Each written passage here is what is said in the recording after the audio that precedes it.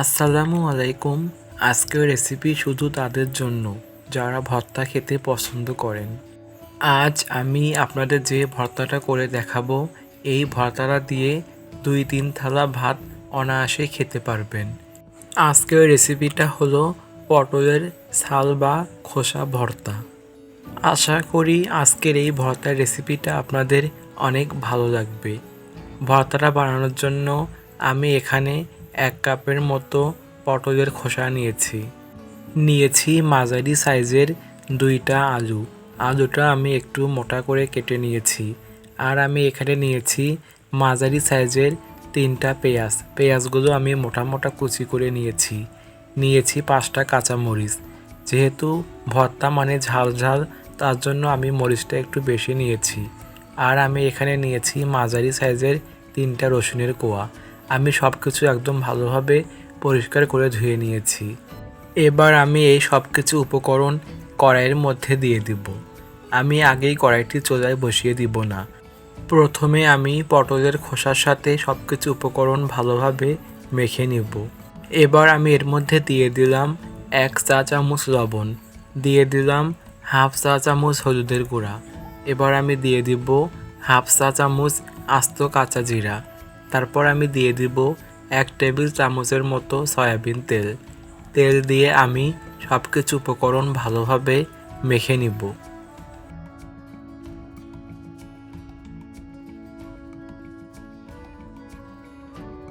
সব কিছু ভালোভাবে মেখে নেওয়ার পর এবার আমি দিয়ে দিব 1/2 কাপের মতো পানি। আমি আলু, পটলের খোসা, পেঁয়াজ, মরিচ, রসুনগুলো সিদ্ধ হওয়ার জন্য 1/2 কাপের মতো পানি দিয়ে দিলাম। এবার আমি এগুলো সিদ্ধ হওয়ার জন্য চুলায় আগুন ধরিয়ে কড়াইটি চুলায় বসিয়ে দিয়ে ঢাকনা দিয়ে ঢেকে দিব। আমি 10 থেকে 12 মিনিটের মতো চুলার আঁচটা মিডিয়াম আঁচে রেখে ভালোভাবে পটলের খোসা, আলু সব কিছু সিদ্ধ করে নিব। 10 থেকে 12 মিনিটের মতো ঢাকনা দিয়ে রেখে আমি সব কিছু একদম ভালোভাবে সিদ্ধ করে নিয়েছি। যখন দেখবেন যে পটলের খোসা, আলু, পেঁয়াজ, মরিচ, রসুনগুলো ভাজা ভাজা হয়েছে, তখন চুলা থেকে নামিয়ে নিতে হবে। এবার আমি এগুলো পাটায় বেটে নিব। তার জন্য আমি পাটাটা ভালোভাবে পরিষ্কার করে ধুয়ে নিয়ে ভাজা পটলের খোসা, আলু, পেঁয়াজ, মরিচ, রসুনগুলো পাটায় ভালোভাবে মিহি করে বেটে নিব। এখন তো গরমের সিজন পড়ে গেছে, আর গরমে সবজি হচ্ছে পটল। তাই অনেকে আমরা এই পটলের খোসাটা ফেলে দিই। কিন্তু এখন থেকে আপনাদের এই পটলের খোসা নিয়ে আর কোনো চিন্তা করতে হবে না। এভাবেই পটলের খোসা ভর্তা করে খেতে পারবেন।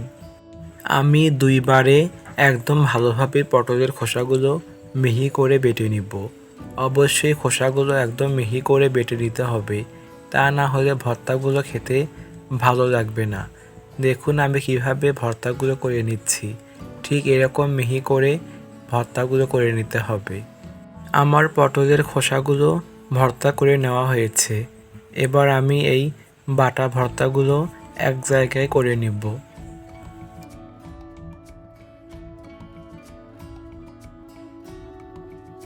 এবার আমি এই ভর্তাগুলোর মধ্যে 1/2 চা চামচের অর্ধেক লবণ দিয়ে দেব। তারপর লবণের সাথে ভর্তাগুলো মেখে নিব। লবণের সাথে ভর্তাগুলো মেখে নেওয়ার পর এবার ভর্তার স্বাদ বাড়ানোর জন্য দিয়ে দিব কাঁচা সরিষার তেল। আমি এখানে 1/2 টেবিল চামচের মতো সরিষার তেল দিয়েছি। এবার আমি তেলের সাথে ভর্তাগুলো কিছুক্ষণ মেখে নিব। ভর্তাগুলো ভালোভাবে মেখে নেওয়া হয়েছে। আর দেখুন ভর্তাগুলো কত সুন্দর হয়েছে। এবার আমি ভর্তাগুলো পাটা থেকে একটা বাটির মধ্যে উঠিয়ে নিব। আশা করি আজকের এই পটলের খোসা ভর্তাটা আপনাদের অনেক ভালো লেগেছে।